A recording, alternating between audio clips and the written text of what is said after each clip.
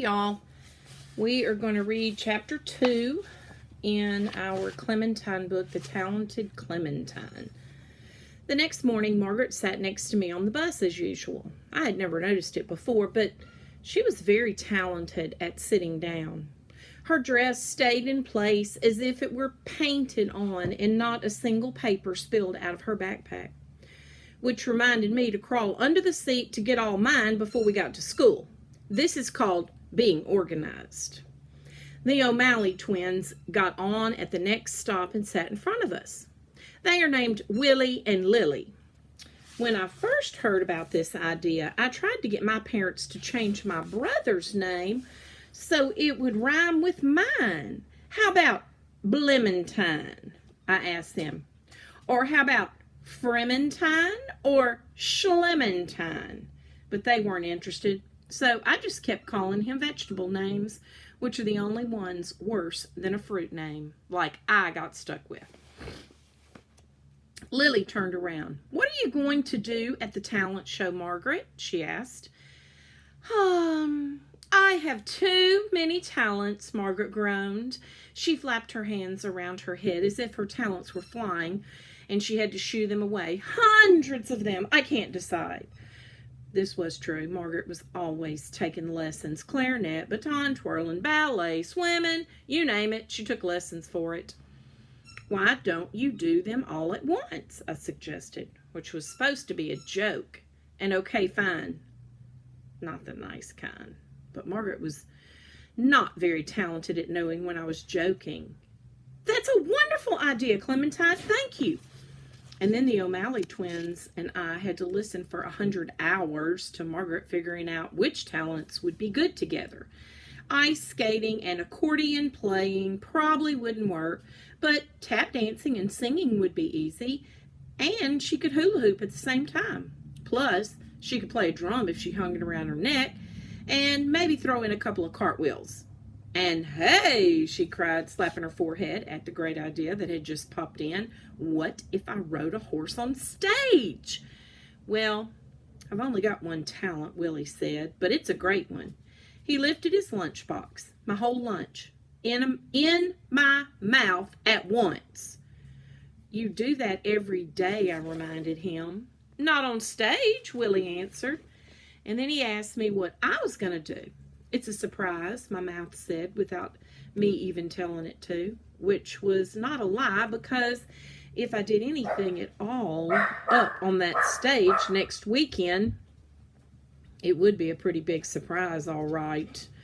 And then I pressed my mouth into a ruler line for the rest of the bus ride, so it couldn't say anything more about surprises.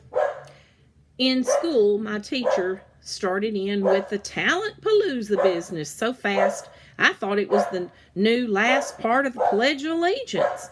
"With liberty and justice for all," and I know we're all very excited to get on with our big project, he said. So it was too late for my secret plan of hypnotizing him into forgetting. Luckily, I thought up another really good plan right away, and I raised my hand. "Yes, Clementine, do you want to volunteer for a cooperative group?" "I would like to tell something to you," I answered, and I made a capital P with my fingers, which means in private.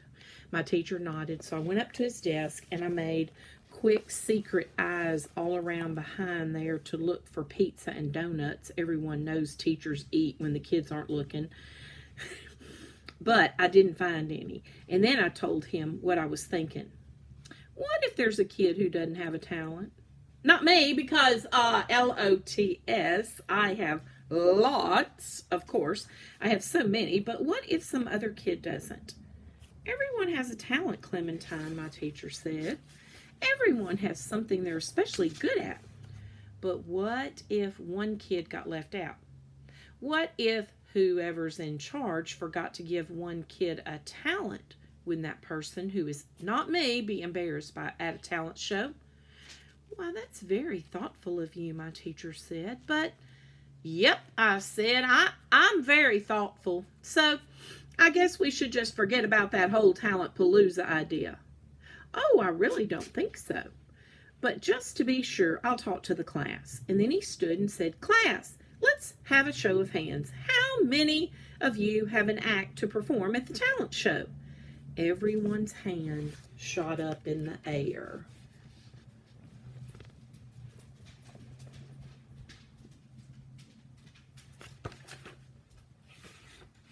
Well, I guess that settles that, my teacher said. But thank you anyway, Clementine. Okay, fine. It wasn't such a good idea.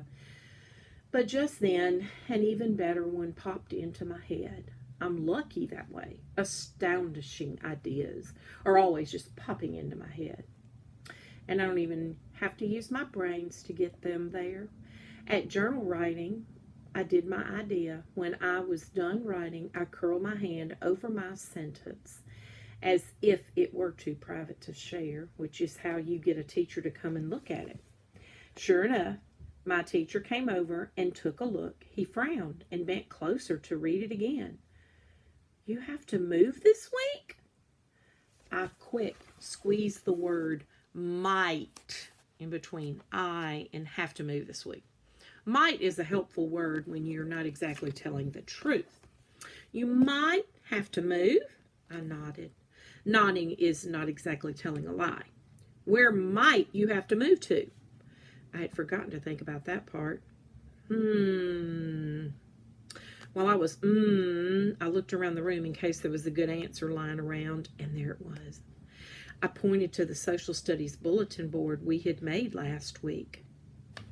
You're moving to Egypt? My teacher asked, and I nodded again. You never know. Why? My teacher asked. Is one of your parents being transferred?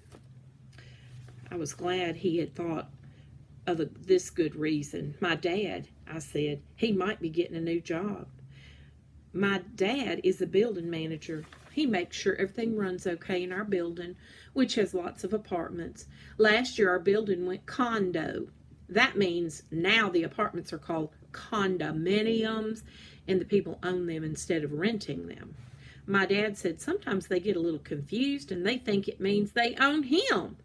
He's not so crazy about buildings going condo. He might have to take care of a pyramid, I said. I pointed to the cardboard pyramid Willie O'Malley had made. If I had made it, it would have had the right number of sides. But I was stuck drawing the Sphinx because whenever anyone else tried it, it looked like a grasshopper. When I draw things, everyone knows what they are, even grown-ups. This is because I am practically a famous artist. If they had a game show for drawing, I would probably win every prize, and I would not pick the dumb ones like dining room sets or a year's supply of car wax either. Don't you think it's unfair that game shows don't have good prizes like gorillas or submarines? I asked my teacher, but he wasn't paying attention.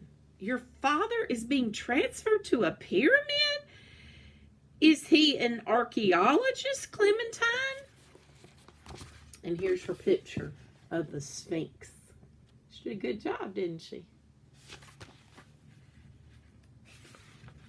He's the building manager. He says everything's going condo these days. He says nothing's safe.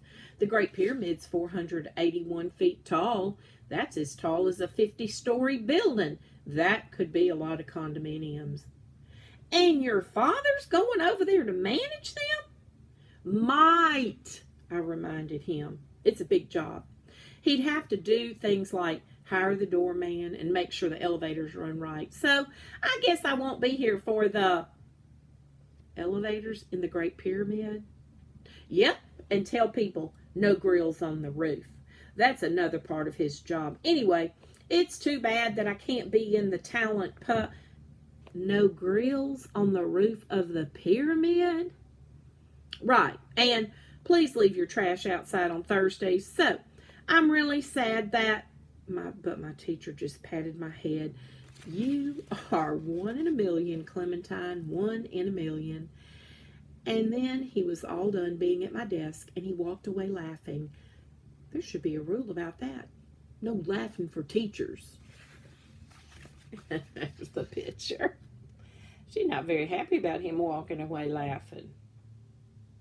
And that's the end of that chapter. See ya.